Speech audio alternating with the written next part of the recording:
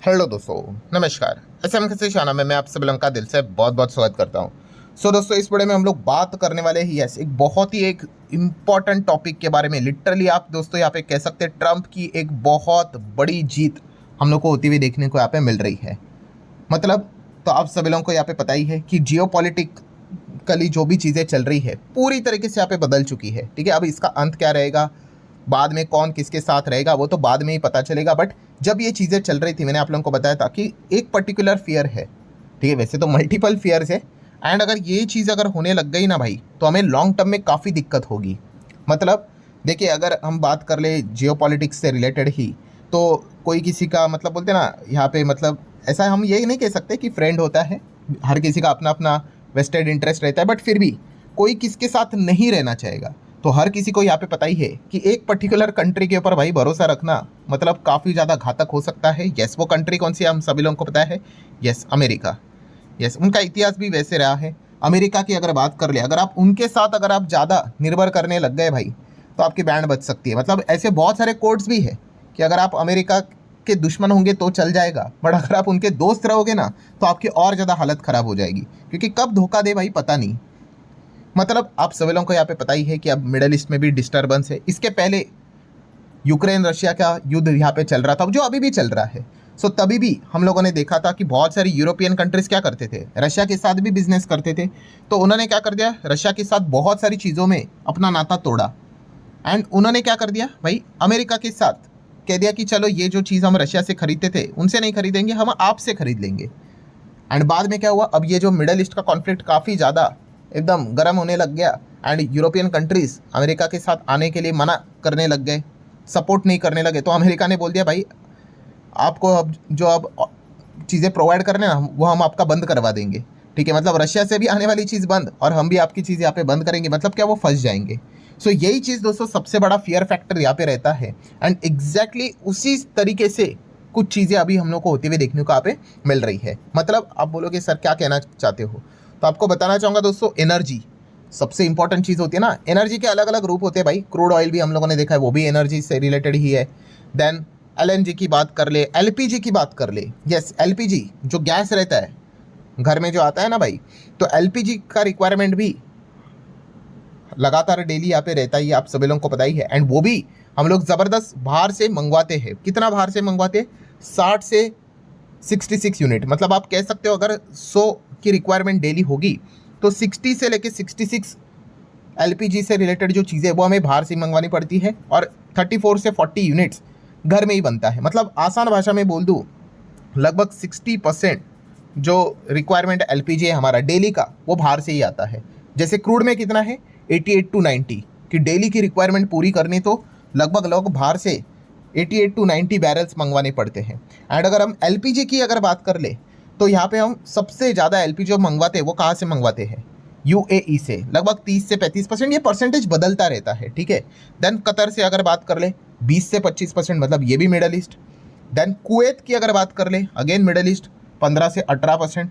Then fifth number पे again middle east, Saudi की अगर बात करें 10 से 12%। देन अगर हम बात कर ले ईरान, ये भी आप देख सकते हैं 6th नंबर पे 5 से 12%। ठीक है, एंड बाकी अदर में हम लोगों को देखने को मिल जाता है। मतलब ज़्यादा से ज़्यादा हम एलपीजी कहाँ से मंगवाते हैं, मिडल ईस्ट। और अब मिडल ईस्ट की हालत क्या है हमें अच्छी तरीके से पता है। अच्छा, काफ़ी लोग सोचते होंगे सर आप अमेरिका मिस कर गए। मिस नहीं किया भाई, उसी के ऊपर आऊँगा, उसी के ऊपर टॉपिक है। सो अमेरिका से हम लोग कितना मंगवाते हैं एलपीजी अभी करंट लेवल पे, 10%। हाँ, रिसेंटली बीच में बड़ा भी था यहाँ पे, बट नॉर्मली हम 10% मंगवाते हैं। खास करके जो भी हमारा एलपीजी आता है भाई, वो मिडल ईस्ट से ही आते हुए देखने को यहाँ पे मिल जाता है। एंड दोस्तों अभी सोर्सेज के जरिए यहाँ पे खबरें सामने आ रही है दोस्तों कि यस, इंडिया की बात कर ले, गवर्नमेंट की बात कर ले, the government plan up to quarter of 2027 LPG import from US. मतलब क्वार्टर ऑफ, मतलब यहाँ पे आप कह सकते हो दोस्तों 1/4 कितना होता है, 25%। यस दोस्तों, बिल्कुल आपने सही सुना। रिपोर्टेडली बताया जा रहा है कि अब इंडिया प्लान कर रहा है कि अमेरिका से क्या करेगा, 2027 तक 25% एलपीजी इंपोर्ट करेगा। अभी कितना था मैंने आप लोगों को बताया, रफली 8-9-10%। सो ये कितना हो सकता है, 25%। सो ये चीज़ें फिलहाल तो हम लोगों को सुनने को और देखने को यहाँ पे मिल रही है। बट वाई, तो सबसे पहला तो चीज़ वही है भाई कि जो मिडल ईस्ट से जो चीज़ें डिस्टर्ब यहाँ पे हुई है, ठीक है, मतलब मिडल ईस्ट के ऊपर ज़्यादा रिलाय रहना ये काफ़ी घातक यहाँ पे होगा। ठीक है, तो इसीलिए हमें क्या करना पड़ेगा, पोर्टफोलियो को, प्रोडक्ट पोर्टफोलियो को भी, एनर्जी पोर्टफोलियो को भी डाइवर्सिफाई करना पड़ेगा। तो इसीलिए क्या किया जा रहा है, अमेरिका से ज़्यादा एलपीजी मंगवाने से रिलेटेड बातें यहाँ पे चल रही है। राउटर्स ने फिलहाल तो ये चीज़ को रिपोर्ट किया है। एंड सेकेंड एक और रीज़न भी है, कौन सा, ट्रेड टॉक। ये दोस्तों ट्रेड टॉक की बात कर ले, मतलब अमेरिका के साथ जब ये बहुत पहले की बात है दोस्तों, जब ये ट्रम्प टैरिफ खेल रहे थे ना, तभी अमेरिका ने ये एक पॉइंट सामने रखा हुआ था कि इंडिया के साथ ट्रेड डील जब होगी तो इंडिया ने हमसे बहुत सारा एनर्जी भी खरीदना है। ये वाला भी रिक्वायरमेंट उन्होंने सामने रखा था और उसी दिशा में अब चीज़ें जाती हुई देखने को मिल रही है। और हर जगह पे यही चर्चा चल रही है भाई कि अब भविष्य में इंडिया अपने एलपीजी का, टोटल एलपीजी का 25% जो बाहर से आता है वो अमेरिका के ऊपर निर्भर यहाँ पे हो सकता है। ये फिलहाल तो खबरें यहाँ पे चल रही है, आप यहाँ पे देख सकते हैं। इसी चीज़ के चलते आप देख सकते हो कि प्रेसिडेंट डोनाल्ड ट्रंप की बात करें, उन्होंने भी ये डिमांड की थी। एंड अब हम सभी लोगों को बताएं, ट्रेड डील अभी भी क्या है, वेटिंग पे लगाई हुई रखी हुई है, ठीक है, अगले 3 से 4 महीने के लिए।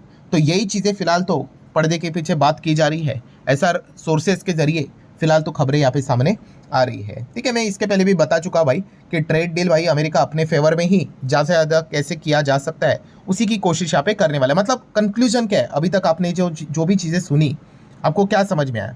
यस, ये समझ में आया भाई कि जो एलपीजी 10% पहले अमेरिका से यहाँ पे आता था, 2027 में 25% तक हमारा इंपोर्ट अमेरिका से होने वाला है। सो डेफिनेटली हम यहाँ पे कह सकते हैं, यही तो चीज़ मैंने शुरुआत में आपको बताई कि अमेरिका के और ज़्यादा निर्भर यहाँ पे होना, ये काफ़ी घातक चीज़ भी यहाँ पे हो सकती है।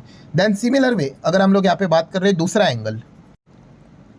एंगल कौन सा है, मतलब क्रूड ऑयल भी भाई एनर्जी ही तो है। एंड क्रूड की अगर बात करें, अभी जैसे मैंने आपको बताया 88 to 90% क्रूड हम क्या करते हैं भाई, जो हमारी रिक्वायरमेंट होती है बाहर से ही मंगवानी पड़ती है, हमारे इधर हार्डली 10% से ही रिलेटेड चीज़ें होती है। एंड क्रूड से रिलेटेड डेटा अगर मैं आपके सामने रख दूँ, ये मैंने काफ़ी बार रखा भी है कि सबसे ज़्यादा हम क्रूड कहाँ से मंगवाते हैं, रशिया से। ठीक है, फरवरी मंथ में आप देख सकते हैं 22 था, मार्च में 36 था, अप्रैल में 34 था। एंड अभी रिसेंटली कल भी ये डेटा मैंने बताया था, कल या फिर परसों, जून से कितना, मतलब जून मंथ में 50% से ज़्यादा हम ऑयल किधर से मंगवाते हैं, रशिया से मंगवाते हैं। ठीक है, और जितने भी मिडल ईस्ट वाले कंट्रीज थे, ठीक है, मिडल ईस्ट का डेटा मैं आपके सामने रखना चाहूँगा, आप देख सकते हो इराक से देखिए डबल डिजिट में चलता था, 19 से 12, 12 से 5 हो गया, और ये कम होते होते आप देख सकते हैं लेस देन 2, लेस देन 1। ठीक है, अब मिडल ईस्ट से मतलब हम कह सकते हैं बहुत ही कम ऑयल आते हुए देखने को मिल रहा है। सिमिलर वे सऊदी की बात कर ले, 16 के बाद 15, फिर 14, फिर उसके बाद 7, 7.5 and right now 6.5। Then similar way अगर बात कर ले, यूएई की बात कर ले तो 11, 12, 13 यहाँ पे रहता था, अब यहाँ पे उसके बाद वापस 14, 11 और ज़्यादा कम यहाँ पे हो रहा है। मतलब हो क्या रहा है दोस्तों, यस, मिडल ईस्ट में ये जो डिस्टर्बेंस यहाँ पे चल रहा है, ठीक है, काफ़ी अनसर्टेनिटी रहती है ना, शिप्स जाएंगे, आएंगे या नहीं आएंगे, कोई अटैक करेगा, कितने हमारे जो वहाँ पे जो सेलर भी थे उस शिप्स के ऊपर जो काम करने वाले लोग थे, कितने लोगों की जानें भी चली गई है। ठीक है, ये अटैक कर देते हैं। सो इस चीज़ के चलते क्या हो रहा है, अब हम ज़्यादा से ज़्यादा अपनी जो डिपेंडेंसी है क्रूड की भी, वो बाद में देखा जाएगा कि और कितना डाइवर्सिफाई होगा, ये मैटर कब खत्म होगा, बट हम क्या कर रहे हैं, रशिया की और ज़्यादा चीज़ें यहाँ पे शिफ्ट कर रहे हैं। एंड उसी के साथ साथ हम और कहाँ से ऑयल यहाँ पे लगातार खरीदते जा रहे हैं, यस, तो उसके पीछे का एक और कंट्री का नाम है, वो है अमेरिका। यस दोस्तों, अमेरिका से पहले हम ना 1 से 2% ज़्यादा से ज़्यादा क्रूड खरीदते थे। एंड यही क्रूड अभी अगर आप चेक करोगे यहाँ पे, ये देखो 5-6% रहता था, अभी लगभग 7% तक चीज़ें जाती हुई देखने को मिल रही है।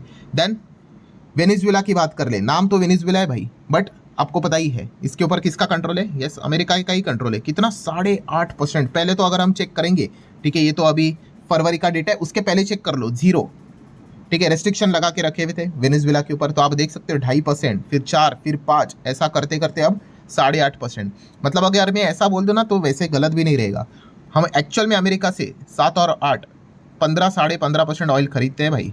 ठीक है, क्योंकि वेनेजुएला के ऊपर है तो अमेरिका का ही कंट्रोल है।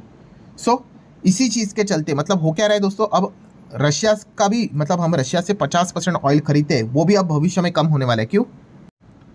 क्योंकि हम सभी लोगों को पता ही है भाई, ट्रम्प इसी चीज़ के लेकर काफ़ी चिढ़ते भी थे। पहला भी जो हमारे ऊपर 50% का टैरिफ लगा था, उसमें 25 टैरिफ था और 25 पेनल्टी थी, क्योंकि हम रशिया से ऑयल यहाँ पे खरीदते। और कल ही मैंने इसके ऊपर वीडियो भी बनाया था कि जो अमेरिका का संसद है, उन्होंने रशिया सैंक्शन बिल को आगे यहाँ पे पास कर दिया। एंड जो अपोजिशन है उन्होंने भी भाई सपोर्ट कर दिया। आप देख सकते हैं 86-12 वोट से ये चीज़ें हम लोगों को आगे पास होते हुए देखने को यहाँ पे मिल रही है। मतलब क्या है, ये बिल जैसे पास होगा ट्रम्प को पूरी पावर दी जाएगी कि आप 100% टैरिफ लगा सकते हो कि जो भी देश रशिया से ये ऑयल खरीद रहा है उनके ऊपर। ठीक है, मतलब पहले तो ट्रम्प अपनी मनमानी करते थे, इसलिए तो वो सुप्रीम कोर्ट में टिका नहीं। अब भाई कोई कुछ नहीं उखाड़ सकता।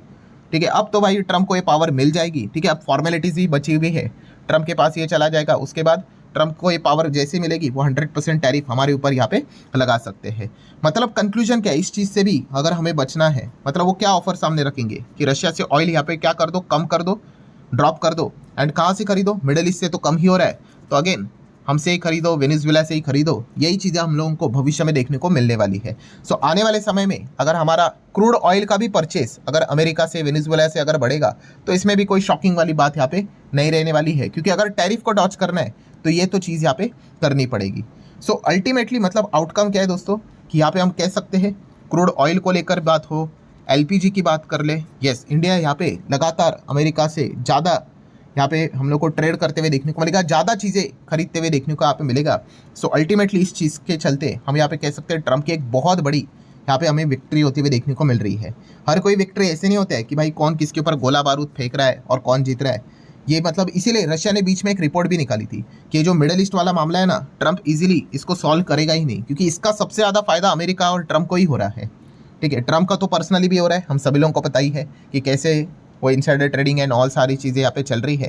एंड अमेरिका को कैसे हो रहा है हम देख ही सकते हैं कि काफ़ी सारा जो बिजनेस है एनर्जी रिलेटेड, जो अमेरिका से हम करते भी नहीं थे, एंड अगर करते भी थे तो काफ़ी कम मात्रा में करते थे, अब वो डबल डिजिट में हमें जाते हुए देखने को यहाँ पे मिल रहा है। सो जितना ये मिडल ईस्ट ज़्यादा डिस्टर्ब रहेगा उतना ज़्यादा हमें क्या करना पड़ेगा, एनर्जी से रिलेटेड जो निर्भरता है अपनी अमेरिका की ओर शिफ्ट यहाँ पे करवानी पड़ेगी। और यही चीज़ें फिलहाल तो हम लोग को होते हुए देखने को मिले, और यही सबसे बड़ा डर था जो सच भी धीमे धीमे करके होते हुए देखने को मिल रहा है। सो लेट्स सी भारत सरकार इस चीज़ को लेकर कैसे यहाँ पे डील करती है, ये देखना भी काफ़ी इंटरेस्टिंग पार्ट रहने वाला है। सो आशा करता हूँ दोस्तों वीडियो हेल्पफुल लगा होगा, चाहो तो लाइक एंड शेयर कर सकते हो। मिलते हैं अगले वीडियो में, तब तक के लिए बाय बाय।